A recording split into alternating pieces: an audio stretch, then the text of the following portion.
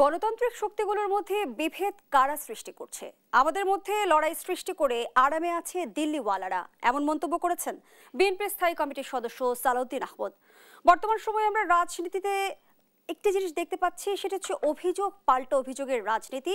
সেই সঙ্গে রাজনীতি আবারও উত্তপ্ত হয়ে উঠেছে এবং পিআর পদ্ধতির নির্বাচনের দাবি নিয়ে রাজনৈতিক অঙ্গনে আমরা দেখছি বিপরীতমুখী অবস্থান করছে রাজনৈতিক দলগুলো। বর্তমান বাস্তবতায় রাজনৈতিক বিশ্লেষকরা বলছেন পিআর পদ্ধতির এই দাবি রাজনৈতিক অঙ্গনে সামনের দিনে সংকট তৈরি করতে পারে। বর্তমান বাস্তবতায় প্রধান উপদেষ্টার প্রেস সচিব যেমনটি জানিয়েছেন, প্রধান উপদেষ্টার ঘোষিত সময়ের মধ্যে নির্বাচন অনুষ্ঠিত হবে, কিন্তু রাজনৈতিক দলগুলো আস্থার ব্যাপারটি যদি আমরা চিন্তা করি, আস্থা পাচ্ছে কি? এসবই আজকের আলোচনায় আনতে চাই। দর্শক, আমি ফারনাজ জয়ী, সবাইকে আমন্ত্রণ জানিয়ে শুরু করছি দেশ টেলিভিশনের নিয়মিত আয়োজন দেশ সাম্প্রতিক। নিবেদন করছে Arail angle channel and square বার। আজকের আলোচনায় এগিয়ে নিতে স্টুডিওতে আছেন দুজন সম্মানিত অতিথি। চলুন একে একে পরিচিত হই। আছেন গোলাম মাওলা রনি, সাবেক সংসদ সদস্য ও লেখক। সেই সঙ্গে আরও আছেন এম এ আজিজ, সিনিয়র সাংবাদিক ও কলামিস্ট। দুজনকে আমন্ত্রণ জানাচ্ছি আজকের আলোচনায়। জনাব গোলাম মাওলা রনি, আপনাকে দিয়ে আলোচনাটা শুরু করি। যেমনটি বলছিলাম যে প্রধান উপদেষ্টার প্রেস সচিব সম্প্রতি জানিয়েছেন প্রধান উপদেষ্টার ঘোষিত সময়ের মধ্যেই নির্বাচন অনুষ্ঠিত হবে, কিন্তু রাজনৈতিক দলগুলো আস্থা পাচ্ছে কি এই বক্তব্যে? না, আস্থা পাচ্ছে না। আর এই ভদ্রলোক আসলে আজকে ওনার আরেকটা কথা শুনে আমার মনটাই খারাপ হয়ে গেল। উনি আজকে দেখছেন কি আজিজ ভাই, উনি বলছেন যে যদি জেলে যেতে হয় তাহলে আমি কি হাই কমোড পাবো? এখন এই যে জাস্ট আজকে দেখলাম যে আসছে কথাটা, তো হঠাৎ করে এরকম জেলে যাওয়ার কথা ওনার চিন্তার মধ্যে এলো কেন? দুই নম্বর হলো যে আমাদের দেশে একটা কথা আছে যে শনিতে শনি টানে, এবং দেখবেন যে শেখ হাসিনা পালানোর আগেই ওনার মুখ দেখলে বারবার ঘন ঘন বের হতো আমি পালাবো না, বঙ্গবন্ধু কন্যা কখনো পালায় না। তারপরে উবায়দুল কাদের সাহেব বলছে যে আমি পালাবো না, কখনো পালাবো না, যদিও পালাই মির্জা ফখরুলের বাড়িতে পালাবো। এবং যখন ওনাকে খুঁজে পাওয়া যাচ্ছিল না, তখন বিশ্বাস করেন মানুষ ওই যে কথাগুলো বলছে না, অনেকের সন্দেহ যে উনি আসলে মির্জা ফখরুল সাহেবের বাড়িতে পালিয়েছে, থাকতে পারে, এবং সবাই খোঁজাখুঁজি করছে। মানে এখন এতে চিন্তা করেন মির্জা ফখরুল সাহেবের মতো মানুষ ভীষণ রকম সাইকোলজিক্যালি একটা প্রবলেমের মধ্যে পড়ে গেছে। এখন এই যে ভদ্রলোক যে হঠাৎ করে বললেন যে আমি ওখানে যাব, আমি কি হাই কমোড পাবো কি না, তো এটা কেন বলছে কি বলছে আমি জানি না। তো এই কথার সঙ্গে ঘোষিত সময় যে নির্বাচন হবে এ দুটো মিলে না। মানে আপনি সঠিক সময় নির্বাচন করবেন, সুন্দরভাবে ক্ষমতা হস্তান্তর করবেন, আমরা আপনাকে সংবর্ধনা জানিয়ে ইউনূস সাহেব সহ তাদের সবাইকে সংবর্ধনা জানিয়ে তাদেরকে বিদায় দেব, এবং একটা ভালো নির্বাচন করার জন্য যেভাবে অতীতকালে আমরা যেমন জাস্টিস হাবিবুর রহমান, তারপর শেষে বিচারপতি শাহাবুদ্দিন সাহেব, তাদেরকে খুবই সম্মান করেছি আমিষ তো এভাবেও এই সরকারের সাথে যারা কর্তা ব্যক্তি তাদেরকে করব। এখন এই সরকারে যারা কর্তা ব্যক্তি, কেউ ফাঁসির স্বপ্ন দেখছে, কেউ বলতেছে ফাঁসির দড়ি ঝুলতেছে আমাদের সামনে, কেউ বলতেছে যে আমি যদি জেলে যাই সেখানে বদনা পাবো কিনা, সেখানে আমি হাই কমোড পাবো কিনা, এই জিনিসগুলো তো আমরা আসলে শুনতে চাই না। ফলে সরকারের পক্ষ থেকে যে কথাবার্তাগুলো বলা হচ্ছে, they are making a huge confusion, প্রচুর বিতর্ক তারা তৈরি করছে নিজেরা নিজেরা। এবং সেই বিতর্ক একটা হলো প্রকাশ্য আর একটা হলো অপ্রকাশ্য। এর ফলে কি হলো, রাজনৈতিক দলগুলোর মধ্যে যে স্বাভাবিক ঐক্য আমাদের এই দেশে, এই ঐক্যগুলো নষ্ট হয়ে গেছে, ভীষণ রকম ঐক্য নষ্ট হয়ে গেছে। আপনি চিন্তা করেন যে প্রত্যেকটা রাজনীতিবিদদের মধ্যে যে একটা সাইকোলজিক্যাল অ্যানার্কি যাচ্ছে, একটা মানসিক অশান্তি। আপনি চিন্তা করেন ঢাকাতে সালাউদ্দিন সাহেব ঢাকাতে যেখানে একটা দলকে রিপ্রেজেন্ট করতেছে, ওখানে গিয়ে কক্সবাজারে গিয়ে এনসিপির যারা নেতৃবৃন্দ তারা তাকে বলতেছে এই হলো আন্ডারওয়ার্ল্ডের ডন। তো আগে তো কক্সবাজারের ডন ছিল না, এই বেচারা যখন ঢাকা শহরে আছে তারপরে বলছে যে এখানে ইয়াবা যত চোরাকারবারি আছে এগুলোর সাথে সে জড়িত, এখানে যত চিংড়ির ঘের আছে সেই চিংড়ির ঘের থেকে সে চাঁদা খায়, আগে বদি ইয়াবা ব্যবসা করতো, এই সব কিছুর গ্র্যান্ড ডন, একেবারে সবচেয়ে বড় ডন হলো সালাউদ্দিন সাহেব। তো এই কথা যখন সালাউদ্দিন সাহেব এখানে শুনেন, বিশ্বাস করেন যে একজন শিক্ষিত সম্ভ্রান্ত মানুষের মনে কি ধরনের নেতিবাচক প্রতিক্রিয়া তৈরি হয়। আমার কাছে মনে হয় না যে একটা স্বাভাবিক অবস্থায় কোনো রাজনৈতিক প্রতিপক্ষ কারো বাড়ির সামনে গিয়ে এই ধরনের কথাবার্তা বলবে। এটা ইচ্ছা করে একটা এনার্কি তৈরি করা হচ্ছে। ফলে যা হবার তাই হলো। কক্সবাজারে তাদের যারা গেলেন তাদের সমাবেশগুলো পণ্ড করে দেওয়ার জন্য ভাঙচুর হলো, সারা দেশ দেখলো। তারপরে শেষে আবার যখন চকরিয়াতে আসতে হইলো, সেখানে আবার আর এক দফা ভাঙচুর হলো। এরপরে সালাউদ্দিন সাহেব আর দুঃখ করে বললেন যে যেন ভাঙচুর না হয়, আমি পুরো সময় ব্যস্ত থেকেছি। তো দেখেন, যেখানে আমরা এখন সংস্কার নিয়ে ব্যস্ত থাকব, ইলেকশন নিয়ে ব্যস্ত থাকব, সেখানে গোপালগঞ্জে আজ ট্যাঙ্কের মধ্যে কে ঢুকলো, ট্যাঙ্কের বাইরে কে ঢুকলো, কে দৌড় দিল, নৌবাহিনীর কটা ওখানে স্পিড বোট টহল দিল, আবার তাদের সাথে কয়টা নৌকা বাইচ দিল, এই জিনিসগুলো এখন আমাকে দেখতে হচ্ছে। আসলে আমরা তো এগুলোর জন্য প্রস্তুত না, আমাদের মেন্টালি ইনুস সাহেব আসছেন, আমরা যেন একেবারে আকাশের চাঁদ পেয়েছি এবং মনে করেছি এই লোকটা একটা লক্ষ্মী মানুষ, যেখানে হাত দিচ্ছেন সারা জীবন সেখানে সোনা ফলেছে, একজন সফলতম মানুষ, সারা বিশ্বে তার এত মর্যাদা, অলিম্পিকের মাঠ থেকে শুরু করে সে Barcelona club, Messi, Lionel Messi থেকে শুরু করে রোনালদো, আমাদের স্বপ্নের পুরুষ যারা আছে তারা সবাই ডক্টর মোহাম্মদ ইউনূসের সঙ্গে বুক মিলায়, হাত মিলায়, তাদের জার্সি বিনিময় করে। তেমন একটা মানুষ যখন আমাদের রাষ্ট্র ক্ষমতায় এলো, আমাদের স্বপ্নটা যে কোথায়, আপনাকে মানে হঠাৎ করে ঘুম থেকে উঠে যদি দেখলাম যে আকাশে পূর্ণিমার চারটা ঘরের মধ্যে চলে আসছে, আমাদের উনি 8 তারিখে যখন ক্ষমতা নিলেন, আমাদের আসলে অনুভূতিটা ছিল ওই রকমই। কিন্তু অল অন এ সাডেন কী হচ্ছে, সব এলোমেলো হয়ে যাচ্ছে, একটার সাথে একটা প্যাচ লেগে যাচ্ছে, এই বিভিন্ন মানুষের সাথে ওনার ঝগড়া লেগে যাচ্ছে।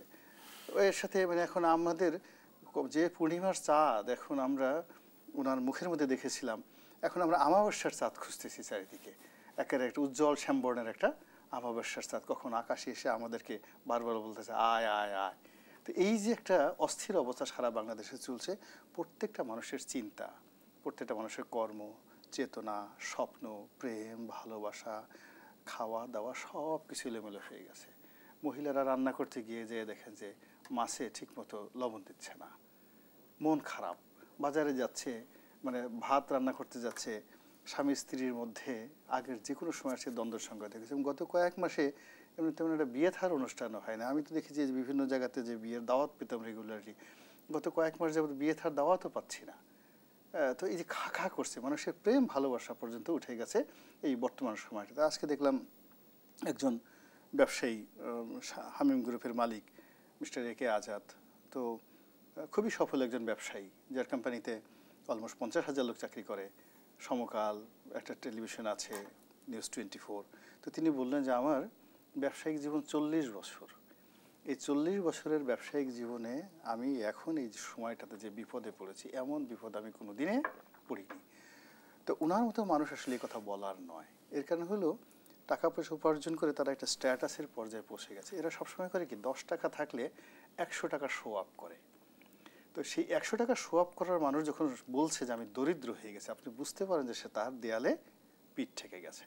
তো এই অবস্থাতে যমুনার ভিতর থেকে বাইরে থেকে যা কিছু হচ্ছে আর যা হোক, আমি এর মধ্যে ভবিষ্যৎ কল্যাণের কোনো মানে যাকে বলা হয় ইঙ্গিত আমি পাচ্ছি না, বরং চারিদিক থেকে মনে হয় অজানা শঙ্কা, অজানা ভয়, অজানা আতঙ্ক, চারিদিকে কেমন যেন একটা খাবলা খাবলা অবস্থা হয়ে গেছে। সব মিলিয়ে মানসিক অশান্তির মধ্যে, মানে যার সাথে কথা বলি প্রত্যেকটা মানুষের মধ্যে কেবল অশান্তি আর অশান্তি।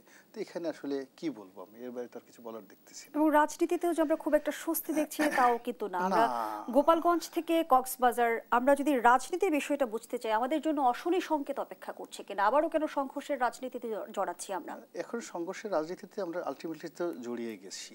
আপনি দেখবেন মারামারির কতগুলো মানে যাকে বলে সূত্র আছে, যেমন কুম্ফু করে, ক্যারাত করে। এখন দুটো কাউকে একটা ঘুষি দেওয়ার আগে অনেক হু হা ফু ফা কুংকাং অং শব্দগুলো করে না, মানে এ হলো শরীরে এসে শক্তি যোগায়। জোরে একটা ব্লো, একটা ঘুষি মারার আগে হাতে তার এনার্জি আনার জন্য সে ইচ্ছা মতো গালাগালি করে। তো যখন মানে মেঘ হবে তার আগে মানে গুড়গুড় আওয়াজ হয়, বজ্রপাতের আগে বিদ্যুৎ চমকায়। তো এখন রাজনৈতিক অঙ্গনে দেখবেন যে অশ্লীলতাগুলো এসছে, যে গালাগালগুলো আসছে, যে পরস্পরকে ছোট করার যে যাকে বলা হয় অভ্যাসগুলো আসছে, এটা আমাদের রাজনীতিতে কখনো ছিল না। ডক্টর মোহাম্মদ ইউনূস, তারেক রহমান, বেগম খালেদা জিয়া, শহীদ প্রেসিডেন্ট জিয়াউর রহমান, মানে ওনাদের মতো মানুষদেরকে নিয়ে সমাজে কেউ কটূক্তি করবে, বাজে কথা বলবে, এটা আজ থেকে 11 মাসে আমরা কল্পনাই করতে পারতাম না। কিন্তু সেটা এখন হচ্ছে, এবং হচ্ছে মানে কি এত জঘন্যভাবে হচ্ছে যেটা আমাদের বাঙালি সমাজ ধারণ করতে পারছে না। ইট মিনস এই যে তারা শক্তি সঞ্চয় করছে, তারা মারামারি করতে চায়, তারা ঘুষাঘুষি করতে চায়, তারা একে অপরের নাক ফাটিয়ে দিতে চায়, এবং ওটার একটা পূর্ব লক্ষণে হলো এখন তারা মুখ চালাচ্ছে, এবং মুখ চালানোর দ্বিতীয় স্তরে গিয়ে তখন তারা হাত চালায়। এবং এই বিষয়ে কিন্তু এনসিপির নেতা সার্জিস আলম যেমনটি বলেছে, কথার লড়াই হতে পারে গায়ে হাত দেয়া ফ্যাসিবাদী চরিত্র। এবং এনসিপির আহ্বায়ক নাহিদ ইসলাম নাসিরউদ্দিন পাটোয়ারির বক্তব্যকে সমর্থন করে বলেছে তিনি সত্য উদ্ঘাটন করেছে কক্সবাজার ইস্যুতে। ওটাই মানে যা কিছু হচ্ছে এখন কক্সবাজারে, ওই কথাটিকে কক্সবাজার বলতে হবে কেন? তাদের হাতে যদি তথ্য প্রমাণ থাকে, সালাউদ্দিন সাহেব অত্যন্ত গুরুত্বপূর্ণ একজন নেতা, জাতীয় নেতা, বিএনপির এখন সম্ভাব্য মহাসচিব, তার ব্যাপারে আপনার অভিযোগ থাকতেই পারে। যেহেতু আপনিও একটা জাতীয় নির্বাচন, এনসিপি, সার্জিস বা যারা আছেন তারা অভিযোগ করতে পারে। ঢাকাতে একটা সংবাদ সম্মেলন করতো যে এই যে মিস্টার সালাউদ্দিন তিনি এই কয়টা ওই জায়গা থেকে এত টাকা ঘুষ নিয়েছেন, এই অভিযোগ আমাদের কাছে আছে। এই কয়টা গরু চুরি হয়েছে গত 6 মাসে, এই গরু চুরির থেকে এত টাকার কমিশন মিস্টার সালাউদ্দিনের অমুক অমুক অ্যাকাউন্টে আসছে। এই কয় পিস ইয়াবা, এত কোটি ইয়াবা এখানে পাচার হয়েছে, ইয়াবার এই কোটি টাকা থেকে এত টাকা সালাউদ্দিন সাহেবের আসছে। কিন্তু ব্ল্যাক অ্যান্ড হোয়াইট তারা ঢাকাতেই বলতে পারে। কিন্তু এই কথাই কিন্তু কক্সবাজারে বলতে তাদের বলার দরকার ছিল না। কক্সবাজারে যাওয়া মানে ওখানে একটা এনার্কি তৈরি করা। জনাব গোলাম মাওলা রনি, আপনি বলতে চাইছেন কি যে এনসিপি তাহলে ইচ্ছাকৃতভাবে উদ্দেশ্যপ্রণোদিতভাবে এই ধরনের বক্তব্য দিচ্ছে? এখানে আমি ঠিক তাদেরকে কোনো ব্যাপারে ব্লেম করতে চাচ্ছি না, যেহেতু যুবক তারা। এখানে দুটো ব্যাপার, প্রথমত হলো দুটোই হতে পারে, তারা না বুঝে বলতে পারে, আবেগ বশবর্তী ওখানে গেছে। এখন সব তো রাজনৈতিক দলগুলোর একটা প্রতিপক্ষ থাকে, সালাউদ্দিন সাহেবের প্রতিপক্ষ আছে, তারা হয়তো এই কথাগুলো তাদেরকে বলার জন্য প্রলুব্ধ করেছে, বলেছে, বা তারা এটা শুনে দেশপ্রেমে খুব মানে যাকে বলা হয় ইয়াং ছেলে, তাদেরকে বলছে এই দেখেন এই জায়গা সালাউদ্দিন সাহেব দখল করেছেন, এই যে দেখেন যত সমুদ্র সৈকতে হোটেল মোটেল জোনের যত প্লট আছে এই সব প্লট সালাউদ্দিন সাহেবের। এই কথা শুনে তাদের মাথা খারাপ হয়ে গেছে, সে হয়তো একটা কথা বলে ফেলেছে। কারণ পরিকল্পনা করে যদি তারা কিছু বলতো, তাদের তো সেরকম ধরনের প্রস্তুতিও থাকতো। আমরা তো দেখছি তাদের রেস্কিউ করতে রাষ্ট্রীয় বাহিনী শেষ পর্যন্ত যাচ্ছে।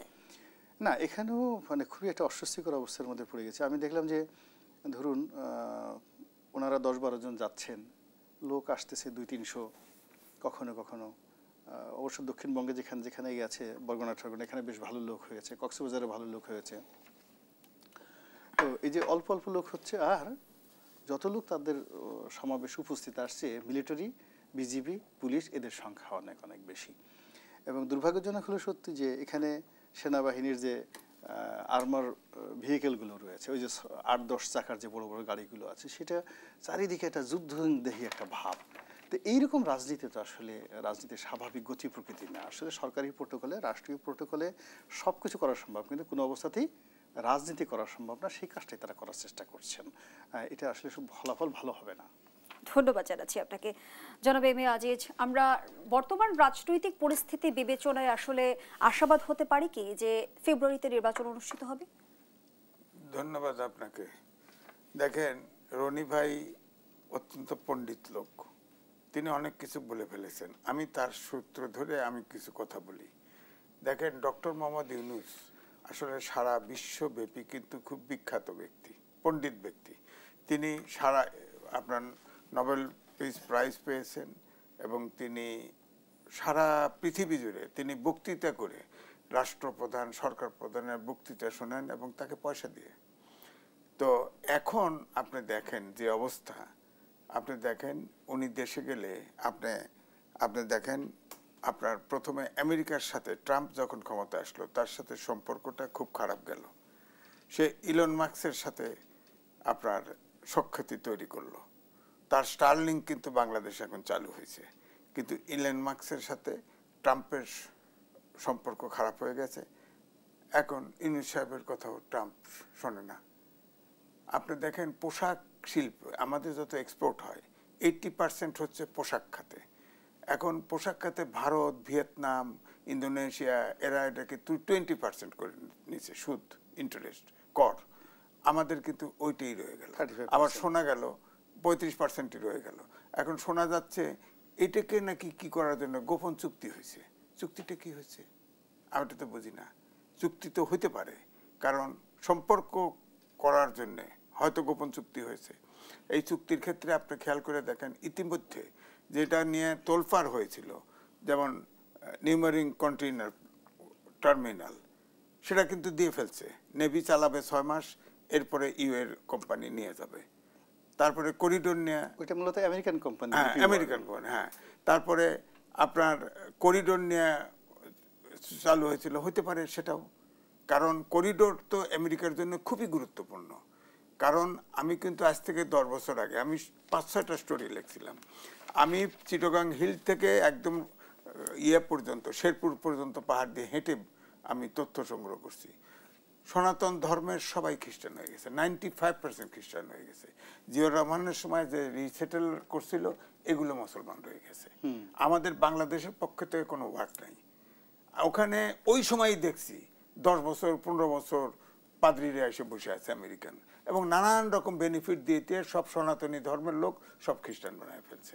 তো এই জন্য আরাকান, আমাদের 3টে হিল ডিস্ট্রিক্ট, ওদিকে তিব্বত, মিজোরাম, ওই অঞ্চল নিয়ে একটা রাষ্ট্র হবে আলাদা।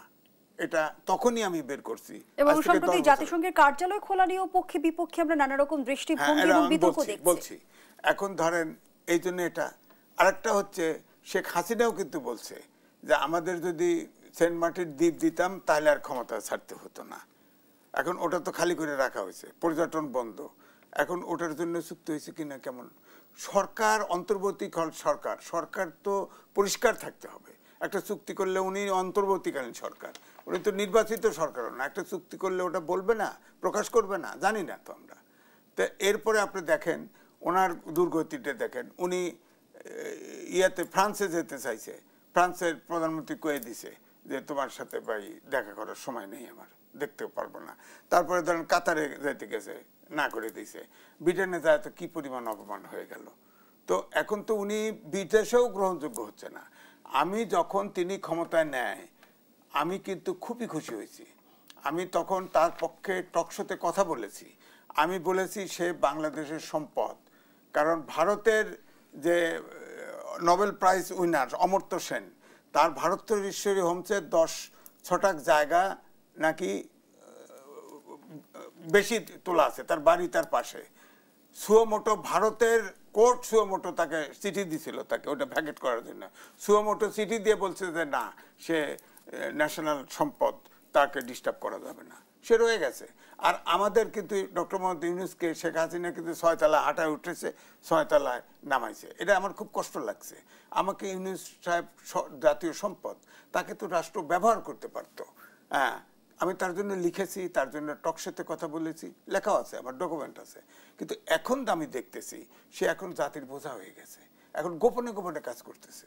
আপনি দেখেন এখন যেটা হয়েছে, আপনি যেটা ছাত্রদের কথা বললেন, আমার কিন্তু ওই গণফোরামের মন্টু ভাইয়ের কথা মনে পড়লো। মন্টু ভাই এবং 3 জন যদি ওই এনএসএফকে দৌড় না দেওয়াইতো, তাহলে কিন্তু এ দেশে 69-এর গণঅভ্যুত্থান হতো না, দেশে মুক্তিযুদ্ধের দিকেও আগাইতো না। তো সুতরাং এখন তো এই যে এনসিপি, রনি ভাই খুব ভদ্রভাবে বললো, আমার তো মনে হয় তাদেরকে ডক্টর মোহাম্মদ ইউনূস তাদেরকে ব্যবহার করতে করতে এমন জায়গায় নিয়ে গেছে, তাদের মুখে কোনো লাগাম নাই। আমার কথা হচ্ছে 24-এর গণঅভ্যুত্থানের পরেও আমাদের এরকম অস্থিরতা কেন দেখতে হচ্ছে? অস্থিরতা তো স্থিতিশীলতা থেকে আসলে কত দূরে আমরা, সেই প্রশ্নটি আমি আপনার কাছে রেখে যেতে চাই। বিরতির সময় হয়েছে। দর্শক, দেশের প্রত্যেকের এই পর্যায়ে একটা বিরতি নিচ্ছি, সাথেই থাকুন। আবারও আমন্ত্রণ, আপনারা দেখছেন দেশ টেলিভিশনের নিয়মিত আয়োজন দেশ সাম্প্রতিক। নিবেদন করছে Arail angle channel and square বার। আমরা আবারও ফিরছি আলোচনায়। জনাব এম এ আজিজ, যে প্রশ্নটি রেখে বিরতিতে গিয়েছিলাম, 24-এর গণঅভ্যুত্থানের পরও আমরা কেন অস্থিরতা দেখছি? স্থিতিশীলতা থেকে আসলে কত দূরে আমরা? দেখেন, আমরা স্বাধীনতা যুদ্ধ করে রক্ত দিয়ে দেশ স্বাধীন করেছি। এখনো বৈজ্ঞানিকভাবে কত শহীদ, কত প্রকৃত মুক্তিযোদ্ধা এখনো তথ্য নাই। এই সরকারও শহীদকে পুঁজি করে রাষ্ট্র চালাচ্ছে। কতজন শহীদ হয়েছে প্রকৃত তালিকা নাই। কিন্তু আজকে প্রথম আলোর লিড হয়েছে, সরকারের এ পর্যন্ত 884 জন আপনার শহীদ হয়েছে, এইটা বেরোইছে। এবং ইয়েতে দেখা গেছে, মানে খাতোয়ারি দেখা গেছে যে সবচাইতে শহীদ হয়েছে শ্রমজীবী মানুষ, তারপরে হলো ছাত্র, হ্যাঁ, তারপরে অন্যান্য। তো যাই হোক, এটাও নাই। আবার শহীদের চিকিৎসা টিকিৎসা কিচ্ছু নাই। আবার চিকিৎসার জন্য ছাত্রদের কেউ দায়িত্ব ছিল, টাকা উঠেছিল, সেই টাকারও কোনো হিসেব নেই, হতিস নেই, আমরা জানি না। টাকা যে বাঁচা ছিল ওই টাকা কোথায় গেল, নাই। আবার সরকারের আপনি দেখেন, আমি যেটা বললাম যে এই ছাত্ররা এনসিপি করলো, তারা আপনার নূতন বন্দোবস্ত করবে, বন্দোবস্ত তো আমি দেখি যে উচ্ছৃঙ্খলতা শুরু হয়েছে, এবং 52 সাল থেকে ছাত্র আন্দোলন হয়েছে, কেউ এত বিতর্কিত হয়নি, এরা এত বিতর্কিত। এখনো তার ভাষা, যে জায়গায় এই যে পদযাত্রা নিয়ে যে ঝামেলা করলো, এখন পরপর 2টা জায়গায় তো আসলে ধাওয়া খাইলো। হ্যাঁ, জীবন তারা দেয় নাই, গোপালগঞ্জে 5 জন তো আপনার আর্মি পুলিশ গুলি করে মেরে ফেলছে, তাদের ময়নাতদন্ত হয়নি, তাদেরকে দাফন করা হয়েছে, আবার শোনা যাচ্ছে তাদের তোলা হবে ময়নাতদন্তের জন্য। আবার কক্সবাজারে যাবে সবাল কথা বললো। এখন তো পলিটিক্যাল পার্টি, তাদের তো কথা বুঝ করে কইতে হবে। এখন ধরেন যদি প্রত্যেক জায়গা যায় এইভাবে, যদি সেই আমি যে বললাম না গণফোরামের মন্টু ভাইয়ের মতো যদি ধাওয়া দিতে থাকে, এটা ধারায় থাকতে পারবে? মানুষ কয়জন, কয় জেলায় কয়টা করে এনসিপির সদস্য আছে, সব তো শোনা যায়, জনশ্রুতি আছে। তারা বাড়ায় 30 জন, সাথে যুক্ত হয় আরো আপনার 100 জন, বাইরের থেকে সাপ্লাই দেওয়া হয় লোক। তো এইভাবে তো ধমক দিয়ে তো পলিটিক্স করতে পারবে না। আমার কথা হলো পলিটিক্সে মোকাবেলা করেন পলিটিক্স দিয়ে, ব্যক্তি সমালোচনায় যাবেন কেন? ব্যক্তি সমালোচনা তাহলে নতুন বন্দোবস্ত কি? আগেও তো শেখ হাসিনা যারে তারে সমালোচনা করতো, এই জন্য তাকে তো বিদায় করা হয়েছে, জীবন দিয়ে বিদায় করা হয়েছে। সেই পলিটিক্সই যদি থাকে, হ্যাঁ, তাহলে আর এই 5ই আপনার অগাস্ট এত জীবন দেওয়া হলো কেন? আবার ধরেন আপনি বলছিলেন যে মানবাধিকার কমিশনের অফিস দিছে, ধরেন অফিস দিছে, এটার 2টা দিক আছে।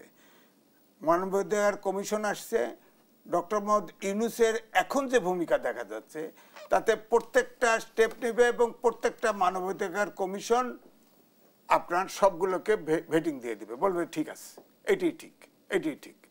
তাই উনি তার কথা বলে যাবে, কারণ ট্রাম্পের কথা তো মানবাধিকার কমিশন জাতিসংঘ তো শুনবে। এখন যদি প্রকৃতপক্ষে মানবাধিকার কমিশন যদি বলে, এই যে 884 জন আমাদের প্রজ্ঞাপন দিয়ে বলছে যে 844 জন শহীদ হয়েছে, 5ই অগাস্ট এই দেশে শেখ হাসিনা পালায় গেছে, কিন্তু জাতিসংঘর যে মানবাধিকার কমিশন রিপোর্ট দিচ্ছে সেটা 15 তারিখ পর্যন্ত। তাহলে কি 1400 জন যে মারা মানবাধিকার কমিশন বলছে, তাহলে কি এই 884 বাকিটা কি পরেরটা? এই প্রশ্ন যদি উঠায় কি জবাব দিবে? এই প্রশ্ন তো উঠাতে পারে। মানবাধিকার কমিশন যদি এই প্রশ্ন না উত্থাপন করে, তাহলে বুঝবো মানবাধিকার কমিশন এইটা আইনে বসানো হয়েছে, ধরেন এই চুক্তিটা করছে, কার সাথে কথা বলছে? ঐক্যমত্য কমিশন হয়েছে, একটা বিদেশি অর্গানাইজেশন ঢুকাই দিলেন, অনেকেই খুশি হইতে পারে। ধন্যবাদ জানাচ্ছি জনাব এম এ আজিজ। গোলাম আল রনি, একই বিষয়ে আপনার কাছেও জানতে চাই যে জাতিসংঘের কার্যালয় খোলা নিয়ে আমরা এত বিতর্ক কেন দেখছি, হঠাৎ করে প্রয়োজনীয়তা কেন পড়লো?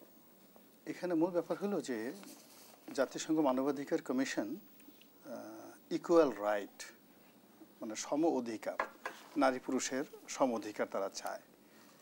তারপরে তারা যে কোনো হত্যাকাণ্ড থেকে শুরু করে যা কিছু আছে, আপনার আমাদের যে পার্বত্য চট্টগ্রাম হিল ট্রাক্স এলাকাতে যা কিছু ঘটে, এই ব্যাপারেও তারা সবসময় বলে যে না, পাহাড়ি বাঙালির মধ্যে আমরা যা কিছু করছি সেখানে ওদেরকে, পাহাড়িদেরকে আলাদা সুযোগ সুবিধা দিতে হবে। এবং ওখানে আমাদের সেনাবাহিনী যে কর্মকাণ্ড করছে পাহাড়ি এলাকাতে, সেই বঙ্গবন্ধুর জমানা থেকে, এখন তারা বলবে যে না, ওখানে সেনাবাহিনী উড্ডু করে নিয়ে আসো, ক্যান্টনমেন্ট থাকবে না। মানবাধিকার কমিশন, এবং দেখেন মানবাধিকার কমিশনগুলো তো এই অফিসটা তো গাজাতেও আছে, তারা কি এখন পর্যন্ত গাজাতে যে শিশু নিহত হয়েছে, তো এই ব্যাপারে তো এখন পর্যন্ত তারা একটা বিবৃতি পর্যন্ত দেয়নি। তো এরা হয় কি, আমেরিকার কতগুলো যাকে বলে একটা সমাজকে কলুষিত করার জন্য তাদের কতগুলো মেশিনারিজ আছে, এবং সেই মেশিনারিজের মধ্যে অন্যতম মেশিনারিজ হলো এই মানবাধিকার সংস্থাটি, কমিশনের এই অফিসটি। এখন বাংলাদেশে দেখেন খুব বিতর্ক হচ্ছে সমকামিতা নিয়ে, ভীষণ রকমভাবে হুজুরা ভীষণ রকম রাগ। এখন মানবাধিকার কমিশন বলতেছে যে না, এটাও আমাদের দেশে বৈধ, একটা নারী একটা পুরুষ সে কার সাথে থাকবে, কি করবে না করবে, তার ব্যক্তিগত স্বাধীনতা, তুমি যেটা বাধা দিতে পারো না। তখন ওই হুজুররা যারা আছে তারা রাগ হবে, রাগ হয়ে কখন বলবে এটা একটা জঙ্গিদের দেশ। এখন এর পরে যেটা শুনলাম সবচেয়ে ভয়াবহ ব্যাপার, যে এই কমিশনার অফিসের যিনি প্রধান ব্যক্তি তিনি একজন সমকামী, এবং তিনি বাংলাদেশে তার যে বেড পার্টনার আরেকজন পুরুষ তাকে নিয়ে সে আসবে, এরকম কথাবার্তা আমরা সামাজিক মাধ্যমে দেখতে পাচ্ছি। এবং এটাকে বাধা দেওয়ার জন্য হুজুররা সবাই যে গত শুক্রবার দিন তারা বলছে যে তুমি কি আমি কে, জঙ্গি জঙ্গি, মানে তারা এত রাগ হয়ে গেছে যে বাংলাদেশে এরকম কিন্তু তুমি কি আমি কে, রাজাকার রাজাকার শুনছি। কিন্তু এই মানবাধিকার কমিশনের এই অফিস স্থাপনের ব্যাপারে রাস্তায় বাথরুম কর্মে যে মিটিং তারা করেছে, তারা বলছে যে দরকার হলে আমরা জঙ্গি হব। আর আমেরিকা এখানেই তালি বাজাচ্ছে যে ওরা তো এই জিনিসটাই চাচ্ছে। ওরা এই জিনিসটা চাচ্ছে যে বাংলাদেশের যে বিষয়গুলো খুবই স্পর্শকাতর, সেটা হলো আমাদের দেশে নারীর মর্যাদা, আমাদের দেশের দাড়ি টুপি, আমাদের দেশে নামাজ কালাম, আমাদের দেশে ধর্মকর্ম, সবই আমাদের একটা নিজস্ব ট্রেডিশন আছে। এখন এই ট্রেডিশনের মূলে আঘাত করে তাদেররা যে ওয়েস্টার্ন কালচারটা আমাদের এখানে চালু করতে চাচ্ছে, তার মধ্যে এক নম্বর হলো যে মুসলিম পারিবারিক আইন অনুযায়ী সম্পত্তিতে নারীর অধিকার। এখন অনেকে বলতেছে যে কোরআনে যেইভাবে আছে এইভাবে হবে না, একটা উত্তরাধিকার আইন অনুযায়ী ছেলেও যা পাবে মেয়েও যাই পাবে। এটা তো বাংলাদেশের যে কোনো আলেমের দেখবে সমস্ত মাদ্রাসাগুলোতে আগুন ধরে যাবে যদি এই ধরনের কোনো আইন করা হয়। এরপরে এই যে সমকামিতার যে বিষয়টি, এটিকে যদি জাতিসংঘ বলে যে না এই ব্যাপারে, এই এর আগে কিন্তু তারা বেশ কয়েকটা মিটিং করেছিল শেখ হাসিনার জামানাতে, টিএসসিতে বেশ কয়েকটা মিটিং করেছে, রূপবান নাকি যেন তাদের কয়েকটা সংগঠনও আছে। তো এই যে সংগঠনগুলো, এগুলো যদি এখন এই মানবাধিকার কমিশনের সামনের অফিসে গিয়ে তারা একটা সংবাদ সম্মেলন করে, ওখানে একটা নাচ গানের আয়োজন করে এবং তারা জানান দেয় আমরা এই অবস্থার মধ্যে আছি, এবং এটা কিন্তু বাংলাদেশে একটা ব্যবসা হয়ে গেছে। অনেক বাংলাদেশের নাম করা লোক তারা ওই বিভিন্ন আমেরিকার ভিসা পাওয়ার জন্য, ইউরোপের ভিসা পাওয়ার জন্য ঘোষণা দেয় আমি সমকামী, বাংলাদেশে আমার মৃত্যু ঝুঁকি রয়েছে, ফলে আমি তোমাদের দেশে রাজনৈতিক আশ্রয় নিতে চাই। যে দেখেন বিদেশে অনেক লোক গিয়া ইউটিউব করে বা বড় বড় কথা বলে, এদের অনেকেরই দেখবেন যে বাংলাদেশকে তারা যে গেছে আশ্রয় চেয়েছে এই সমকামী আখ্যা দিয়ে। ফলে হয় কি, বাংলাদেশে বসে আমরা টের পাই না, কিন্তু ইউরোপে যখন এই যে সমকামীর অত্যন্ত শক্তিশালী, প্রচণ্ড শক্তিশালী, তারা পার্লামেন্ট নিয়ন্ত্রণ করে, তারা বারাক ওবামাকে নিয়ন্ত্রণ করে, তো তারা ওখানে বলছে যে না ওখানে তো মানবাধিকার লঙ্ঘিত হচ্ছে। এত সমকামী তারা ডিক্লেয়ার দিয়ে আমাদের দেশে আশ্রয় নিচ্ছে, ও দেশের সমকামীরা বসবাস করতে পারে না, সেই দেশে আমরা ইউএসএইডে টাকা দেবো না, সেই দেশে আমরা গার্মেন্টস কিনবো না, ওখানে যদি গার্মেন্টস আনতে হয়, সব কিছু আনতে হয়, তাহলে আমাদের এই যে আমাদের দেশের সমকামীদের যে অধিকার রয়েছে সেই অধিকার বাংলাদেশে থাকতে হবে, নাহলে আমরা তাদের মাল কিনবো কেন? এখন বোঝার চেষ্টা করুন যে আমাদের যে কৃষ্টি এবং কালচার, সেই কৃষ্টি এবং কালচারকে চ্যালেঞ্জ করে এই যে অফিসটা করা হয়েছে মানবাধিকার কমিশন, এখানে অন্ততপক্ষে আপনি 10টা গোকরা সাপ ডান পকেটে বাম পকেটে সব জায়গাতে নিয়ে ঘুরলে আপনি যেভাবে নিজে বিপদের মধ্যে থাকবেন এবং আপনার আশেপাশের লোক যখন বিপদে থাকবে, পকেটে চেন নাই কিছু না, এখানে 20টা গোকরা সাপ, এখানে 20টা গোকরা সাপ, পকেটে 20টা গোকরা সাপ, এগুলো নিয়ে আপনি ঘুরতেছেন।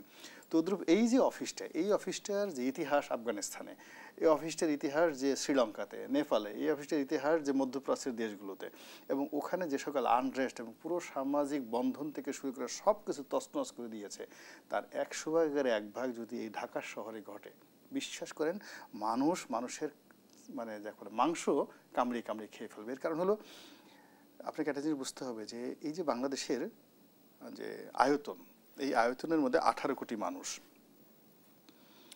এইরকম ঘনবসতি পৃথিবীর কোনো দেশ তো নয়ই। পৃথিবীর সৃষ্টি হওয়ার পরে ক্ষুদ্র একটা ভূখণ্ডে কখনো এত জনবসতি ছিল এরকম কোনো ইতিহাস মানব জাতির 20,000 বছরের ইতিহাসে নেই।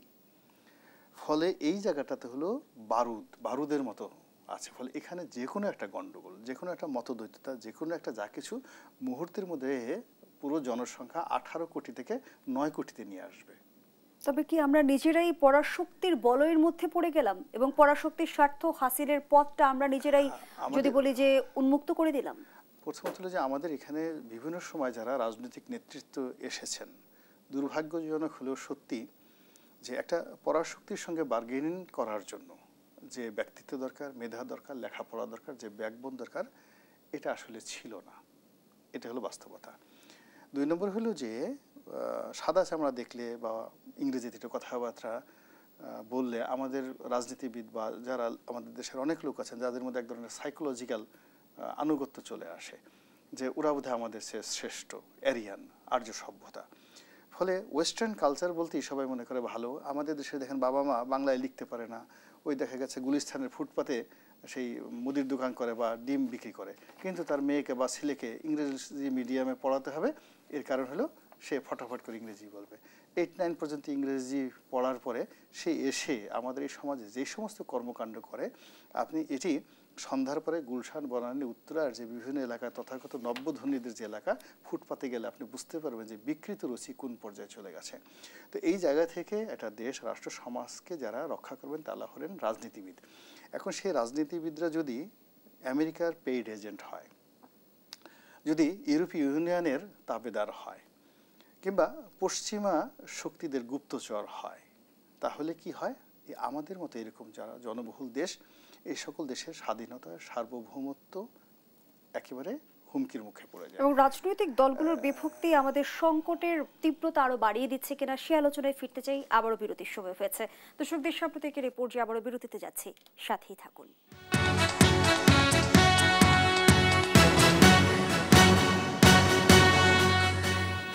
দেখছেন দেশ সাম্প্রতিক, আমরা আবারও ফিরছি আলোচনায়।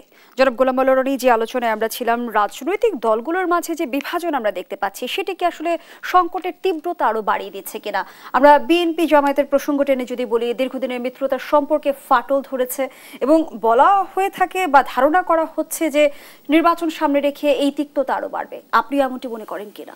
জি, আমি এমনটি মনে করি এবং আমি আরও যেটা ভয় করি যে প্রথমত এখানে একটা স্বার্থের সংঘাত আছে।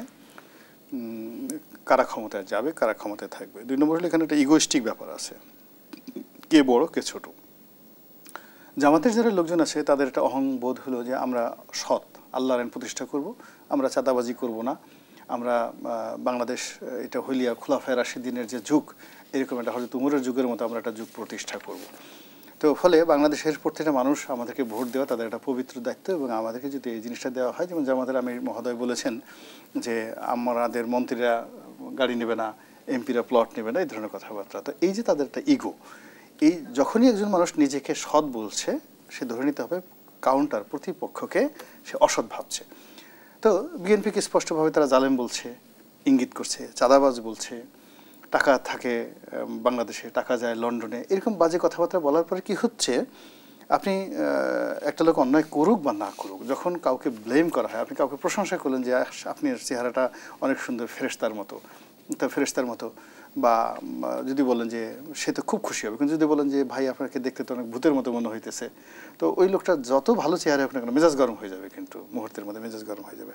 এখন বিএনপিকে যে ভাষায় আক্রমণ করা হচ্ছে, তাদেরকে বলা হচ্ছে এরা চাঁদাবাজ, এরা জাহেল, এরা জালেম, এরা কিচ্ছু বুঝে না, এদের লেখাপড়া না, এরা মূর্খ, এরা নেশা করে, এই বিভিন্ন কথাবার্তা বলছে। এখন বিএনপির আগ্রহী বলতেছে যে ওরাও নেশা করে, ওরাও লেখাপড়া জানে না। কি লেখাপড়া জানে? ওদের তো কিছু নাই। তো এই যে যা কিছু হচ্ছে, এতে করে সংঘাত সংঘর্ষ বাড়ছে, এবং এটা মানে যাকে বলা হয় পিছন থেকে আবার এরা যে কেবলমাত্র নিজেদের প্রয়োজনে করছে না, third party, fourth party, fifth party, অর্থাৎ দেশি গোয়েন্দা সংস্থা, বিদেশি গোয়েন্দা সংস্থা, দেশি রাজনৈতিক মাফিয়া, বিদেশি রাজনৈতিক মাফিয়া, তারা পিছন দিক থেকে আবার এই সংঘাতটাকে উস্কে দিচ্ছে। আপনি চিন্তা করেন যে বিভিন্ন রাষ্ট্রদূতদের যে আনাগোনা, এখন তারা বিএনপির অফিস হয়ে যাচ্ছে, জামাতের অফিস হয়ে যাচ্ছে, তারা চরমোনাইয়ের অফিস হয়ে যাচ্ছে, আবার এদেরকে দাওয়াত করে করে নিজেদের দেশে নিচ্ছে। ফলে এই যে যখন বাংলাদেশে আপনি দেখেন একটা সময় যখন রবার্ট ক্লাইভ বাংলাদেশ আক্রমণ করলেন, পলাশির যুদ্ধ হলো, সেই যুদ্ধের 1 বছর আগ পর্যন্ত এই যে ঢাকার হিরাজিল প্রাসাদ, বুড়িগঙ্গার ওপারে, সেখানে ঘসেটি বেগম থাকতেন। তো এরা ওই মুর্শিদাবাদ থেকে দলে দলে এখানে বাংলাদেশে আসতো, এসে ওই সিরাজের বিরুদ্ধে চক্রান্ত করার জন্য। এখন এই যে চক্রান্তটা, সেই চক্রান্তে ইংরেজরা থাকতো, সেই চক্রান্তের দেশি বিদেশি সব নবাব ব্যবসায়ী সবাই থাকতো। ঠিক ওইরকম একটা চক্রান্ত এখন এই বাংলাদেশে চলছে। এই চক্রান্তের সঙ্গে দেশি ব্যবসায়ী আছে, বিদেশি ব্যবসায়ী আছে। আওয়ামী লীগের যারা সুবিধাভোগী ছিল, যারা এখনও আছে ভুল পাল্টে, তারা আছে, তার সঙ্গে সঙ্গে নতুন যারা সুবিধাভোগী তারা আছে। তো সবাই পুরো পরিস্থিতিটি, অর্থাৎ রাজনৈতিক যে পরিস্থিতিটা, এটা নিজেদের পক্ষে তারা রাখতে চাচ্ছে। এই কারণে হলো যে এটা এমন একটা ব্যবসা, এই ব্যবসায় আমরা যে জাদুর কাঠি রাখি বা ওই আলাদিনের চেরাগের মতো, রাতারাতি একজন মৃত মানুষকে বা একটা অন্ধ মানুষকে, ঘুমন্ত মানুষকে মুহূর্তের মধ্যে জাগিয়ে তোলা সম্ভব এই রাজনৈতিক ক্ষমতা দিয়ে। একইভাবে একটা লোহা বা যে কোনো একটা বস্তুকে এর একটা স্পর্শ মুহূর্তের মধ্যে সোনা বানানো সম্ভব। আপনি চিন্তা করেন একটা মানুষ, একজন ফার্স্ট ক্লাস গেজেটেড অফিসার, সে চাকরিতে ঢুকে সারা জীবন চাকরি করে সে 1 কোটি টাকা উপার্জন করতে পারে না। কিন্তু দেখা গেল যে একজন এই উপদেষ্টার এপিএস হয়ে মাত্র সেই 1-1.5 মাসের মধ্যে সে 300 কোটি টাকা চুরি করে ফেলেছে এই সময়ের মধ্যে। ফলে এই যে টাকার যে আমদানি, এই যে সোনার আমদানি, এই যে মানে ক্ষমতার যে আমদানি, চারিদিকে ধরেন এখন আপনি যেখানে যাচ্ছেন, যে সমস্ত ছেলেরা একটা পুলিশের হাবিলদারের সাথে কথা বলতে পারতো না, সেখানে সেনাবাহিনীর একজন মেজর জেনারেল যদি তাদেরকে স্যার বলে ডাকে, তাহলে তো মাথা ঠিক থাকে না। তারপর শেষে যে মানুষ দেখা গেল যে কখনো একটা রেস্টুরেন্টে গিয়ে সিঙ্গারা খেতে গিয়ে সে মানে বিল কে দিবে এটা নিয়ে বন্ধুদের মধ্যে ঝগড়াঝাটি হতো, মেসে থাকতো, প্রতি মাসে বাড়ি ভাড়া মানে নির্দিষ্ট সময় দিতে না পারার কারণে বাড়িওয়ালা তাদেরকে খুঁজতো। এখন দেখা যাচ্ছে যে তারা ভাগ্যবিধাতা হয়ে যাচ্ছে অনেকের, সে ব্যবসা করতে পারবে কি পারবে না, বাংলাদেশে থাকবে কি থাকবে না, তার নাম মামলায় থাকবে কি থাকবে না, সে কি জেলে যাবে না জেল থেকে বের হবে, মানে সে কি বেঁচে থাকবে নাকি মরে যাবে, সে কি বাংলাদেশে থাকবে না তাকে বের করে দেওয়া হবে, আজকে তাকে মারা হবে, কিভাবে তাকে মারা হবে, হাত দিয়ে মারা হবে না লাঠি দিয়ে মারা হবে। এইরকম যখন একটা র্যাডিক্যাল চেঞ্জ চলে আসতেছে পলিটিক্যাল টার্মাইলের মাধ্যমে, এখন সেই পলিটিক্সটা তো সে হাতছাড়া করতে চাবে না। এর চেয়ে তো মানে জাদুর আংটি আর নেই, সেই এই জাদুর আংটি যাদের হাতে এই মুহূর্তে আছে তারা এটা রাখার জন্য চেষ্টা করছে, আর যারা এটা হারিয়েছে তারা এটা ফিরে পাওয়ার জন্য চেষ্টা করবে, আর যারা এখনো পায়নি তারা ওটা নেওয়ার জন্য যাকে বলা হয় দৌড় শুরু করছে। ফলে একটা ত্রিমুখী সংঘর্ষ। আওয়ামী লীগ যারা হারিয়েছে তারা আমার দরকার ওই সোনার আংটি, আবার দরকার যারা পরে আছে না এই আংটি এখন আমাদেরই থাকবে, এটা আমারই উপযুক্ত, আমারই প্রাপ্য। আর আজিজ ভাইদের মতো যারা লোকজন আছে তারা বলছে নো, আমি এতকাল সাংবাদিকতা করেছি, এত বড় বড় জীবন আছে, মুক্তিযুদ্ধের এই জন্য সব জিনিস আমি দেখেছি, আমার হাতে কেন এই আংটি আসবে না, দাও আংটি আমি পরবো। ফলে এই যে তিন দিক থেকে যখন তিনটি গ্রুপ চলে আসছে, ফলে ত্রিমুখী সংঘর্ষ এখানে অনিবার্য, এতে কোনো রকম সন্দেহ নেই। ধন্যবাদ জানাচ্ছি জনাব গোলাম মোল্লা রনি, জনাব এম এ আজিজ। সাম্প্রতিক সময় আমরা দেখছি যে পিআর পদ্ধতিতে নির্বাচনের দাবিতে রাজনৈতিক দলগুলো বিপরীতমুখী অবস্থানে রয়েছে। বিএনপি ঘোর বিরোধী অবস্থানে রয়েছে এবং এনসিপি যেমনটি বলছে যে পার্লামেন্টের উচ্চকক্ষে অবশ্যই পিআর হতে হবে। জামায়াতের সমাবেশে আমরা পিআরের বিষয়ে জোরালো দাবি দেখেছি। নির্বাচন সামনে রেখে কি পিআর পদ্ধতির এই দাবি কি সংকট তৈরি করবে নতুন করে? না, দেখেন সংকট তো তৈরি করেই আছে এবং কতকগুলো 7 দফার দাবি জামাতে ইসলামের সবার থেকে দিয়েছে। কতকগুলো জিনিসের সাথে আমি তো রীতিমতো দ্বিমত পোষণ করি। যেমন পিআর পদ্ধতি, হ্যাঁ 70টা দেশে পূর্ণাঙ্গ পিআর পদ্ধতি আছে। এখন ধরেন নেপালে আছে, 12 বছরে 17 বার সরকার পতন করছে, এখন নেপালিরা রাজতন্ত্রে ফেরত যেতে চায়। আমাদের দেশে এই যে খুচরা দলগুলি আছে, পিআর পদ্ধতি যদি করেন, ধরেন সেই হিসাবে সব খুচরা দল যদি ঢোকে তাহলে সব গোট পাকায় হর্স ট্রেডিং করে সরকার পতন করতে থাকবে। সুতরাং পিআর পদ্ধতি যতক্ষণ পর্যন্ত উচ্চমানের গণতন্ত্র দেশে না হবে ততদিন পর্যন্ত পিআর পদ্ধতি আমাদের দেশে ফিজিবল হবে না। 1। 2 নম্বর বলছে ধরেন বিদেশি নাগরিকদের ভোটার করতে হবে, ডক্টর মোহাম্মদ ইউনূস চায়, কারণ ওনার সরকারে তো অনেক বিদেশি আছে। আপনি বলেন তো একটা লোক বিদেশেও নাগরিক দেশেও নাগরিক, এখন ভোটার বানাতে সে যে বিদেশি নাগরিক না এটা যাচাই করবে কিভাবে? আর আমি দ্বৈত নাগরিক যদি আমি ভোটার বানাই তা তো অল রাইট দিয়ে ফেলি, তাহলে আমার দেশে তো নানান সময় তো এটা আমার সংবিধানও তো অ্যালাউ করে না দ্বৈত নাগরিক। এখানে তো ইয়েও চাইছে, জামাত ইসলামও চাইছে। তারপরে সর্বস্তরে মৌলিক সংস্কার চাই, কথাটা বুঝেন। সর্বস্তরে মানে ওনারা ওনাদের মতো করে তো চাইবে, ওনার মতো করে চাইবে। উনি নারী চলাচল কি হবে, সর্বস্তর বলতে কি বোঝাচ্ছে? ইসলামিক রাষ্ট্র যেভাবে চলে শরিয়া আইন অনুযায়ী ওনার সংস্কার চায়। এখানে সমাধানটা কি করে হবে বলেন, কি করে হবে? পিআর সিস্টেম তো আছেই। আর ছোটখাটো ওটা বাদ দিলাম, ধরেন আরো আছে জুলাই সনদ, জুলাই ঘোষণাপত্র বাস্তবায়ন চেয়েছে দুইটা। বলেন সংবিধান সংস্কার ছাড়া সম্ভব? এখন যদি প্রশ্ন তুলি যে এই সরকার, আমিও তো বঙ্গভবনে ছিলাম, এই সংবিধান সমুন্নত রাখার জন্য ওত নিয়েছে, এখন তো সংস্কার করতেছে।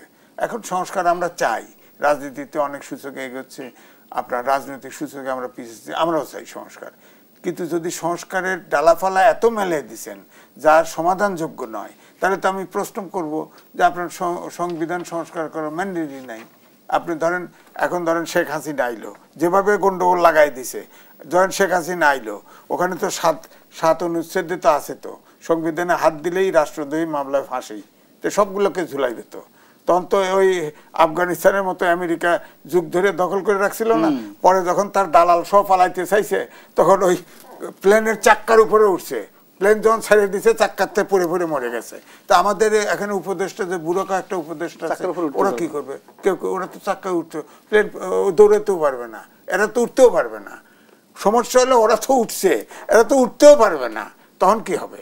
তো এই জন্যই বলছি যে যেটা ফিজিবল ওইটুকুই থাকেন, অর্থাৎ এইটুকুই ফিজিবল যে একটা অন্তর্বর্তীকালীন সরকার একটা নিরপেক্ষ নির্বাচনের জন্য যত সংস্কার দরকার করেন এবং 5 বছর পরে অত্যন্ত শান্তিপূর্ণভাবে ক্ষমতা হস্তান্তর হয় এবং এই সময়টায় আইনের শাসন সুশাসনটা থাকে, এটা নিশ্চিত করে।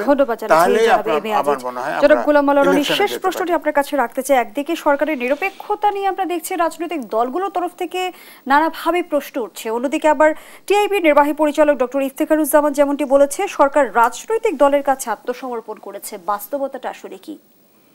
দুটোর একটা মানে কি বলবো যে এখানে সরকার সম্পর্কে এটা কি কি মানে আমি এখানে ভাষা হারিয়ে ফেলেছি। প্রথমত একে সমালোচনা করা যায় না, সমালোচনা করা যায় না এই কারণে কোনো উত্তর দেয় না। একটা বোবা সরকার, এই সরকার হাসে না, এই সরকারের সবার মন খারাপ। আপনি দেখছেন যে একটার মুখে হাসি নেই। তারপর শেষে এই সরকারের সবারই মেজাজ গরম, ভীষণ রকম মেজাজ গরম, এবং এরা খালি বিদেশিদের দেখলে হাসে। আমি দেখলাম যে আমাদের প্রধান উপদেষ্টা অনেক দিন ধরে হাসেন। আমি আল্লাহ এই লোকের চাঁদের মতো হাসি। হঠাৎ করে দেখলাম যে স্টার্লিংয়ের এই যে ভাইস প্রেসিডেন্ট একটা মহিলা, সুন্দরী মহিলা আসছে, এর সাথে হ্যান্ডশেক করে এমন সুন্দর হাসি দিছে, ও মাই গড। কিন্তু আপনি গিয়ে দেখেন যে বাংলাদেশে কারোর সাথে সে হাসে না। ফলে আপনি যে এখানে আপনার সাথে যদি আমার আই কন্ট্যাক্ট না হয়, আপনাকে যদি আমি না বুঝতে পারি, আপনার দাঁত না দেখি, ঠোঁট না দেখি, আপনার চোখ না দেখি, আমি আপনার মনের মধ্যে কী আছে এটা কী করে বুঝবো? তো এই সরকার তো আমাদের সাথে কোনো কমিউনিকেশনই করে না। এই যারা উপদেষ্টা রয়েছে এরা এদের সাথে জনগণের কোনো কমিউনিকেশন নাই, আমরা এদেরকে দেখিও না, টেলিফোনে কথা বলি না।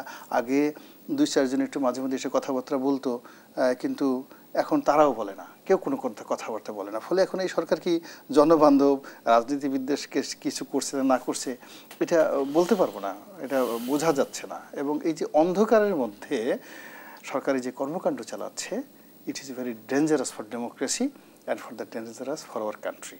এই হলো অবস্থা। দুজনকে অসংখ্য ধন্যবাদ জানাচ্ছি। আমরা আমাদের আয়োজনের একেবারে শেষ প্রান্তে দর্শক শেষ করছি দেশ সম্প্রতিকের আজকের আয়োজন। ধন্যবাদ এতক্ষণ আমাদের সাথে থাকার জন্য।